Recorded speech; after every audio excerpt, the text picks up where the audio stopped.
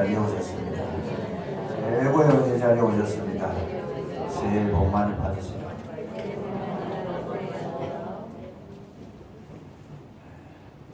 복은 우리 하나님 가지고 계시는데 마음껏 받으시고 충만하게 받으시고 음식에 받으시고 성회하시기 바랍니다. 두 주 만에 이런 뵙게 됐는데 그게 또 주말에 명절도 비었고 우리 이 시간을 통해서 하나님 저희들에게 은혜 주실 줄 믿습니다. 일본에 가 있을 때 지난 주간에 소식이 들려왔습니다. 지진이 난다는 거죠. 포항에 주일날 지진이 난다. 그래서 막 굉장히 혼란이 왔고 놀라고 있고 그 지역 주민들은 지금 굉장히 당황해하고 있다. 이런 소식이 막 들어와요. 그냥. 그래서 제가 물어봤습니다. 일본은 지진으로 말하면 우리보다는 몇 배, 몇 배가 아니고 몇십 배 더 많이 겪었는데 일본 사람들은 지진이 나면 어떻게 하느냐 목사님한테 물어봤더니 별로 신경 안 씁니다. 그러시더라고요. 일본 사람들은 왜 그러냐 그랬더니 지진이 뭐 한두 번 나는 것도 아니고 일상화되어 있다는 거죠. 일상화되어 있어가지고 일반적으로 지진 나는 거 이거 될 거 아닙니다.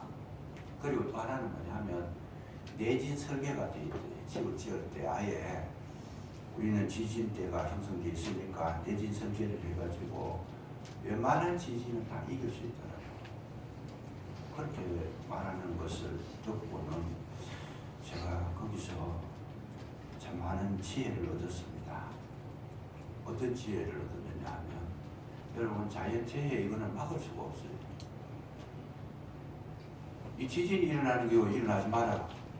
그건 어쩔 방법이 없는 거예요. 지금도 멕시코에는 뭐 7.2 정도 지진이 나가지고 아마 갈수록 계속 지진이 더 많아질 겁니다. 왜냐하면 성경에 그렇게 예언이 되어 있기 때문에 엄청나게 지진이 이제 많아지고 횟수도 많아지고 강도도 더 강해질 겁니다. 근데 그 지진을 뭐 우리가 대할 때 지진이 없어지라 뭐 일어나지 마라 그렇게 말하는 것은 불가능한 일이다. 그럼 우리는 어떻게 해야 됩니까? 일어나는 지진을 말리는 게 아니고 그 지진을 대비하는 우리의 아름다운 어떤 모습이 되고 준비가 되어져 있으면 여러분 지진이라도 우리가 능히 이겨낼 수 있을 줄로 믿으시기 바랍니다. 하나님께서 하시는 일들은 모두 그런 겁니다. 바다가 있는데 바다를 보고 풍랑이 일지 말아라. 그런데 그 사람은 어리석은 사람이에요. 왜? 바다는 풍랑이 일게 돼 있어요. 그 많은 물이 뭐 1년 365일 동안 잠잠하게만 있으라면 불가능한 이야기죠. 그럼 어떻게 해야 되느냐? 그 파도를 이길 수 있는 우리가 지혜를 짜내야 되고 연구를 해서 파도 속에서도 능히 그냥 항해할 수 있는 기술을 익히면 파도를 이길 수 있다는 거죠. 그래서 오늘 우리가 이 본문을 통해서나 또 우리 삶의 지혜를 통해서 하나님께서 우리에게 원하시고자 하는 뜻이 뭐냐 하면 너희들이 모든 삶에 다가오는 문제나 어려움이나 아픔이나 고통이 있을 때에 그 자체를 없애라는 것이 아니고 이길 수 있는 내성을 키우라는 것이다. 이게 말씀의 핵심이었다는 거예요. 이게 말씀의 핵심입니다. 오늘 이 성경을 가만히 보시면 사도 바울이 복음을 전가하는데 아니 복음을 전가하고 하나님 일을 하시는데 거룩한 일을 하는데 하나님께서 아무 문제도 없도록 어려움도 없도록 길도 형탄하도록 날씨도 좋도록 다 만들어 주실 수 있는 하나님이시잖아요. 그럼에도 불구하고 이 사도 바울이 지금 복음을 전가하는 데는 자신의 말대로 하면 나는 죽을 고비를 수도 없이 넘겼다. 산에 이영 강에 이영 그리고 동족에게 매를 맞았는데 40에 하나 감한 매를 5번 맞았다. 40에 하나 감한 매라는 거 40대 맞으면 사형수들에게 내리는 매가 40대입니다. 죽인다는 거죠. 하나 감한 매는 죽기 전까지 맞았다는 거예요. 그걸 5번 맞았다. 3번은 태장으로 맞고. 뭐 이러면서 자기가 복음을 전하는데 이 고생한 것은 말로 형용할 수가 없다. 그야말로 내 목숨 떼어놓고 한 거지 평안하게 한 적이 한 번도 없다. 바울이 그렇게 고백을 하고 있습니다. 아닌 게 아니라 지금 제가 이번에 그 바울의 길을 걸어가 보니까 그 길은요 굉장히 험난하고 어렵고 정말 그 목숨을 걸지 않으면 갈 수 없는 그런 길이었습니다. 하나님께서 저는 그런 생각이 들더라고요. 보니까 하나님께서 그렇게 사랑하는 바울을 왜 이렇게 힘들게 하시는가. 또 복음이 전파되면 막 그냥 막 말만 들으면 그야말로 예루살렘 그 지역처럼 3,000명씩 5,000명씩 화분 설교하면 막 그렇게 열매가 맺어져야 되는데 일본에 가보니까 교회 했는데 30년 되고 50년 되고 80년 되고 어떤 교회는 100년이 됐는데도 아직 100명을 못 넘기고 있어요. 죽으라고 안 된다는 거죠. 막 그냥. 평균 되면 몇 명이냐 그래 20명이라 그래요. 일본에서 50명 교회는 큰 교회라는 거죠. 그 일본에 복음이 뭐 적게 들어간 거 아니고 일본 선교사 들어갔을 때 우리나라 똑같이 들어와서 일본에 하는 방법이나 우리 하는 방법 똑같이 했다는 거죠. 학교 짓고 병원 짓고 교회 짓고 똑같이 했는데 복음이 안 들어가더라. 문제는 뭐냐? 복음이 잘못된 게 아니고 일본 사람들이 복음을 대하는 태도가 나빴다는 말이죠. 그건 다음 또 말씀드리도록 하고 우리가 거룩한 일을 하고 좋은 일을 한다라고 해가지고 편안하냐? 좋은 일만 생기느냐? 좋은 일을 한다고 해가지고 복음 전한다고 해가지고 그야말로 막 하늘에서 복덩어리가 막 땅에 금덩어리가 떨어지느냐?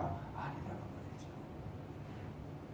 오늘 이 성경의 핵심적인 내용이 어디에 기록됐는가 하면 여러분 11절을 가만히 보세요. 11절을 보시면 21장, 22장, 23장 쭉 넘어오면서 결론 부분에 대한 말씀을 딱 기록을 해놨습니다. 23장 11절 보면 잘 보세요. 그날 밤에 주께서 바울 곁에 서서 이르시되 담대하라. 내가 예루살렘에서 나의 일을 증언한 것 같이 로마에서도 증언하여야 하리라 하시니라. 여러분 이 한마디 말씀이요 그냥 한 절이지만은 여기에 내포해 있는 내용은 어마어마한 것이다. 어마어마한 것이다. 여기에 그날 밤에라는 것은 바울이 실컷 지금 복음을 전하고 돌아와가지고 동족들에게 참 아름다운 소식을 전했는데 그날 밤은 고통의 밤이고 동족들에게 붙잡히던 밤이고 두들겨 맞았던 밤이고 이게 얼마나 심했든지 바울이 찢어질까 싶어가지고 이 청부장이 말렸다는 거예요.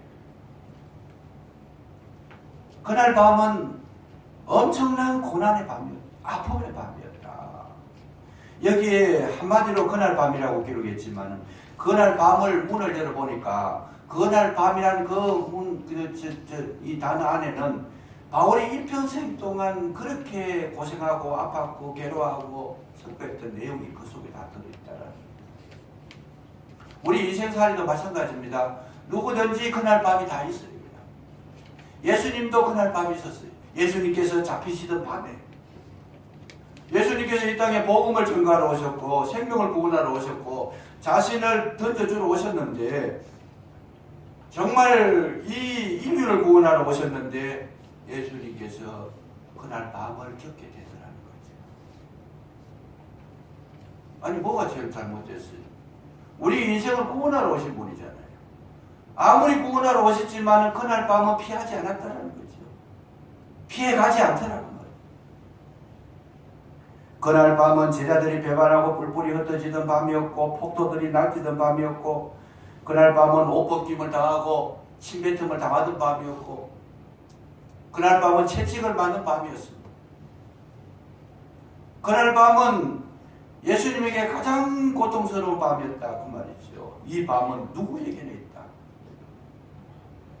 여기에서 면제되는 사람은 없더라는 거죠. 야곱도 그날 밤이 있었어요. 야곱 강가에서 형님이 지금 400명 군사를 거느리고 오는데 자기를 죽이러 오는데 이 그날 밤에 어떻게 형님을 맞이할까? 자기가 생사를 걸 그런 밤이 있었다. 그 밤. 출애굽 백성들에게도 그 밤이 있었습니다. 홍해가에서 지금 물에 빠져 죽느냐 아니면 애국 군사에게 잡혀가느냐. 생사가 걸린 그날 밤이 그들에게도 있었어요. 베드로에게도 이 그날 밤이 온 겁니다. 평생 따르는데 주님이 하루아침에 십자가에 못 박혀 돌아갔을 때 저주하고 욕하고 지겹고 도망가서 갈릴리 호숫가에 갔는데 그날 밤에 베드로에게는 인생이 좌절할 수밖에 없는 심각한 밤입니다. 저도 그날 밤을 많이 겪었습니다. 개척을 해놨는데 성도는 안 모이고 등록하는 사람은 없고 하나님 제가 40일 동안 기도를 하고 난 다음에 다가오는 주일에 이 주일에 한 명이라도 등록을 하면 앞으로 목사도 하고 교회도 하겠습니다만은 다가오는 40일 기도 끝난 그 주일에 한 명도 등록을 안 하면 저는 교회도 그만두고 목사도 그만두겠습니다. 이렇게 작정을 하고 기도한 때가 있었습니다. 그날 밤이 있었습니다. 그 아픔의 시간들, 그 괴로움의 시간들을 어떻게 이겨내는가? 우리 인생에 있어서는 누구에게나 그날 밤이 있었다 그 말씀이죠. 어떤 분에게는 질병이 찾아옵니다. 그날 밤이 있습니다. 생사가 좌우되는 갈림길에 놓이는 그날 밤이 있었어요. 사느냐 죽느냐 지금 기로에선 그 밤이 있었어요. 어떤 분에게는 사업이 되느냐 마느냐 내일이면 지금 은행에 돈을 넣지 않으면 부도가 나는데 이게 사업이 끝나느냐 아니면 더 이어질 거냐 이 구사 회색을 해서 다시금 이어갈 것이냐 잠 못 이루는 그 밤이 있었습니다. 어떤 분은 인간관계로 억울한 일을 당해가지고 도저히 견딜 수 없어 하얗게 밤을 지새웠던 그날 밤이 있었습니다. 이 밤에서 죄된 사람은 아무도 없습니다. 어떤 모양이든지 어떤 현상이든지 누구에게나 찾아오는 그날 밤이 있었다는 거죠.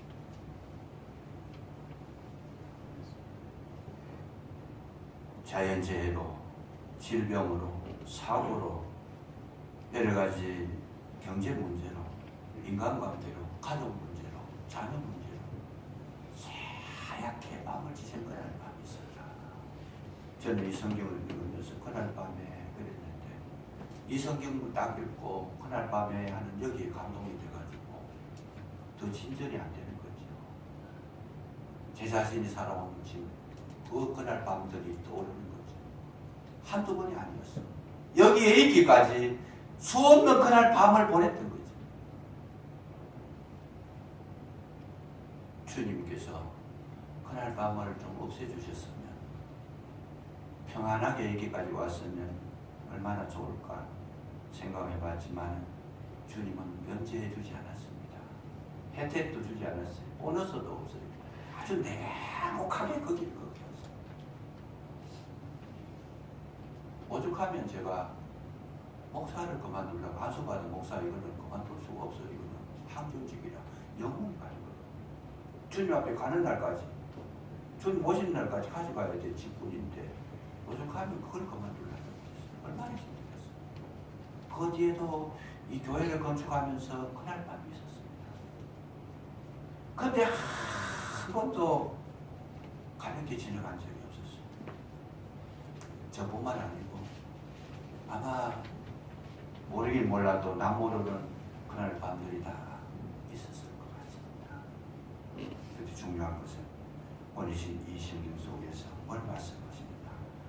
주께서 바울 곁에 서서 이르시되 그 하얗게 지새던 그 밤에 우리 주님이 오셨다는 것이죠. 세상 사람들하고 우리 크리스찬하고 다른 점이 저와 여러분에게는 우리 주님이 항상 대기하고 계시는 줄로 믿으시기 바랍니다. 아멘. 그날 밤에 오셨다는 것이죠. 우리 주님은 항상 우리의 가장 힘들고 어려운 그 부분에서 그 기회를 놓치지 아니하고 그 순간 아주 정확한 그 타이밍을 맞추어서 찾아오시는 주님. 홍해가 있었을 때 그때에 바닷길을 열지 않고 하루 지나서 바닷길을 열었더라면 이스라엘 백성도 다 잡혀가는 거예요. 다시 정확하게 애국 군사들과의 거리 조정을 해가면서 주님이 나타나셨어요. 애국 군사가 말을 타고 달려오는 시간, 병거를 타고 달려오는 시간과 이 홍해를 열어서 이스라엘 백성이 다 건너고 애국의 군사가 바다 한복판까지 들어올 그 시간 타이밍까지 딱 계산해서 주님께서 바닷길을 열어주신 줄로 믿으시기 바랍니다. 그냥 보시면 감동이 없어요. 그 현장을 가만히 들여다보세요.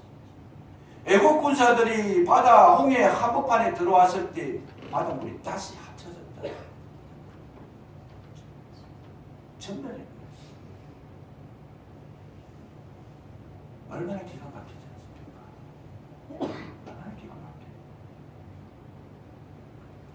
우리 주님은 저와 여러분이 어려울 때에 이 타이밍을 놓치지 아니하고 힘들고 정말 포기하고 싶은 그 순간에 주님께서 정확하게 보고 계시는 줄 믿으시고 도움의 손길을 내비시는 줄로 믿으시기 바랍니다. 창세기 13장의 14절에 보면 아브라함이 조카 롯과 함께 가다가 조카 롯이 소돔과 고모라 성으로 가버립니다. 그 광야에 노구를 이끌고 정말 아브라함이 얼마나 힘들고 어려웠어요. 주저앉고 싶었을 거예요. 그렇게 믿었던 이 조카가 어느 날 소돔과 고모라 성을 보더니 거기에 미혹이 돼가지고 자기가 거기 가겠다는 거예요. 가족들 데리고 자기 키우던 짐승 다 데리고 떠나가 버려요. 얼마나 어쩌나겠어요. 근데 이 성경은 정확하게 말씀합니다. 롯이 떠난 후에 하나님께서 아브라함에 나타나셔서 뭐라고 말씀하셨어요? 네가 동서남북을 바라보라. 네가 바라본 그곳은 내가 다 주겠다. 다 주고. 롯이 떠난 후에 그 타이밍을 놓치지 않는 주님. 여러분 이런 거 보면 성경을 보시면 감동이 되지 않습니까?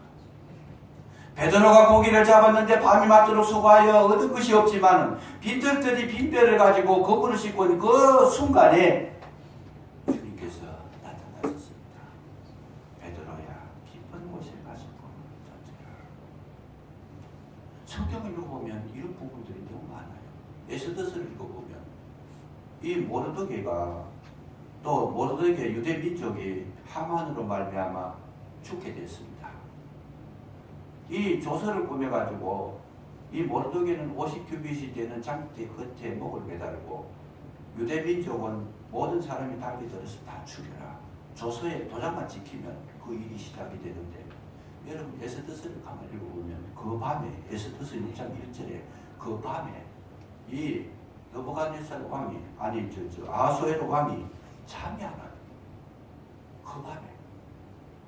그 밤만 지나가고 나면 이 모르드게뿐만 아니라 모든 유다 민족이 이 멸족을 당할 그런 위기 지경이 놓였을 때에 그 밤에 왕의 그 마음 가운데 불안한 마음이 있고 뭔가 걱정거리가 있고 뭔가 왠지 마음에 안정이 안 돼서 잠이 안 오고 그 밤에 뭘 읽었어요? 육대기를 육사서를 가져오더라.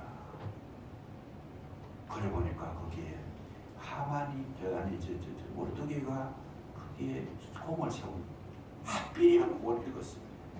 공을 세운 내용이 기록이 되어 있죠. 문지기 두레시 빅다나와 데레스가 왕을 모살하려고 하는데 그때에 이 모르드게가 그거를 정보를 입수해가지고 알려줌으로 해가지고 왕이 죽지 아니하고 정말 위험을 모면했다고 하는 그 장면이 기록되고 딱 그 부분을 읽게 하십니다. 여러분 이게 우연이겠어요?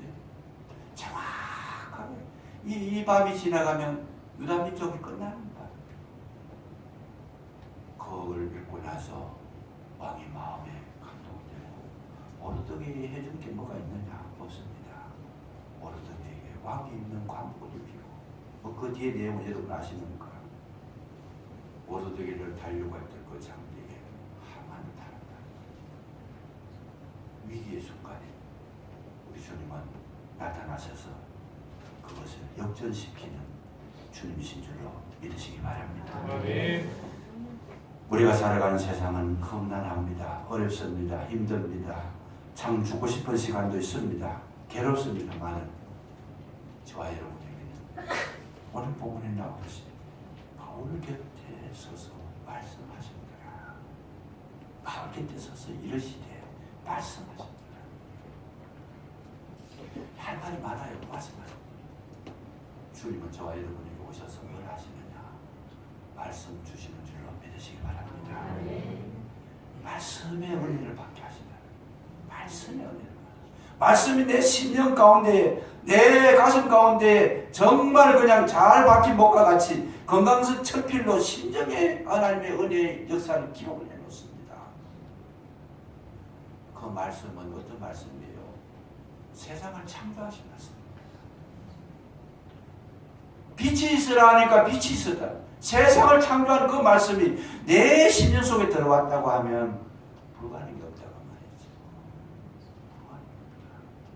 일부 예배 때도 제가 간증을 했습니다만 저는 말씀을 읽어가지고 제 가슴에 박힌 말씀들이 참 많이 있습니다만 그 중에 제일 큰 걸 하나를 말하라 그러면 저는 주님께서 나와 함께 하신다는 말씀입니다. 내가 너와 함께 하리라. 그 말씀이 가슴에 확 그냥 멍이 맺히더라고요. 이 심령을 때리면서 주님께서 들어오셨는데 그때 느낀 것이 뭐냐? 감동. 내가 너무 함께하겠다. 그러니까 세상의 괴로움, 걱정, 근심, 문제가 사라져버려요. 왜? 주님이 함께 계신다. 그게 적시로 나타날 그 순간에 그렇게 두려웠던 그 순간이 내가 너와 함께하리라 이 말씀이 떨어지는 그 순간 두려움이 순식간에 나더라고요. 아침 안개가 거쳐지듯이 제가 그 말씀을 받고 난 다음에 지금도 아무리 문제가 있고 힘들어도 걱정하지 않습니다. 왜요? 주님께서 함께 하시는데 걱정할 게 뭐가 있을지 믿으시기 바랍니다. 아멘. 저와 여러분에게는 항상 주님이 함께 하시는 줄로 믿으시기 바랍니다. 아멘. 여기에 보면 이르시되 담대하라. 말씀이 뭐냐? 말씀이 담대하라. 은혜를 받은 심령은 여러분 참 중요한 게 있어요. 은혜를 받게 되면 어떤 현상이 나오느냐? 용기가 나오더라. 담대함이 있더라. 강함이 있더라. 여유가 있더라. 마음속에 풍성함이 있어요. 성령의 역사, 말씀이 우리 속에 들어오면 뭐가 있느냐? 마음이 넓어지고 세상이 넓어지고 시야가 넓어지고 영안이 넓어지고 모든 것이 채워지니까 문제가 오더라도 문제가 이미 힘을 못 쓰게 돼 있어요. 그래서 은혜를 받은 분들은 주의 일을 할 때도 담대하게 하고 기도할 때도 담대하게 기도하시고 찬송을 불러도 담대하게 찬송하고 어떤 문제를 만나도 전혀 기죽지 않더라는 거죠. 왜요? 주님은 힘을 가지고 생기를 가지고 능력을 가지고 저와 여러분에게 오시는 줄로 믿으시기 바랍니다. 여호수아에게 나타났던 주님께서 뭐라고 말씀하시느냐? 너는 자로나 우르나 치우치지 마라. 강하고 담대하라 그랬어요.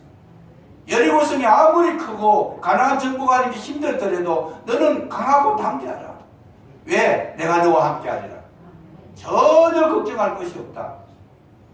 그 힘든 여리고 전투가 여러분 마무리될 때까지 이 여호수아는 필요한 기색도 없었어요.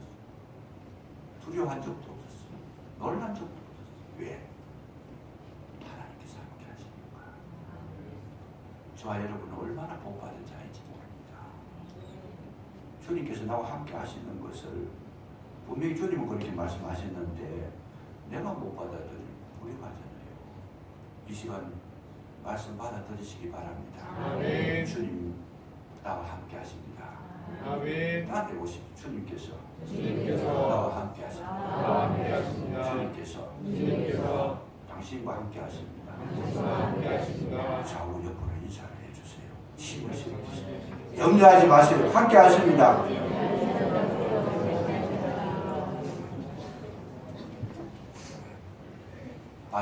주시는 그 순간 여러분 우리는 걱정, 근심이 연기처럼 사라질 줄로 믿으시기 바랍니다. 아멘. 저와 여러분의 특징이 그거예요. 예수 믿는 사람의 능력이 그거예요. 저는 뭐 재산이 많나 제가요 아무것도 가진 거 없습니다. 그렇지만 기죽지 않는 비결이 뭐냐? 주님께서 함께 하시니까. 이걸 우리가 소유해야 돼. 지식 많은 거 좋지만 그 능력 중에 일부분이지 기초지 능력은 아니에요. 우리 세상 살아가는데 돈 많은 거, 인물 잘난 거, 뭐 재능 많은 거 다 좋지만 그 중에 제일 귀한 것이 뭐냐? 여러분 능력이 제일 큰 줄 믿으시기 바랍니다. 하나님의 나라는 말이 있지 않아요. 능력입니다. 하나님께서 나와 함께 하신다고 이 놀라운 이 믿음 가지시면 담대하라. 그럴 때 하나님께서 우리에게 뭘 주시느냐? 로마의 도가 아니라 비전을 주시는 아멘. 우리는 서재 땅에 살지만은 서재 여기에 머물러 있을 그런 존재가 아니라는 거죠. 어디까지 나가요? 여기 로마까지 나가는데 세상에 제일 강대국까지, 제일 땅끝까지 어디든지 저와 여러분을 주님께서 보내시고 감당하는 그런 능력을 주실 줄로 믿으시기 바랍니다. 승리하시기를 이 한 해 시작하시면서 정말 주님과 함께 동행하시고 승리하시기를 주님으로 축복합니다. 기도하겠습니다. 감사합니다. 우리에게 나타나셔서 사명을 허락해 주셨고 용기를 주셨고 능력을 주셨던 것처럼 저희들에게도 놀라우신 은혜를 더하여 주셔서 각자마다의 받은 사명을 잘 감당하게 하시고 용기 있게 싸워서 이기는 승리자들이 되게 해 주시옵소서. 함께 하실 줄로 믿사옵고 예수님 이름으로 감사 기도드리옵나이다. 아멘.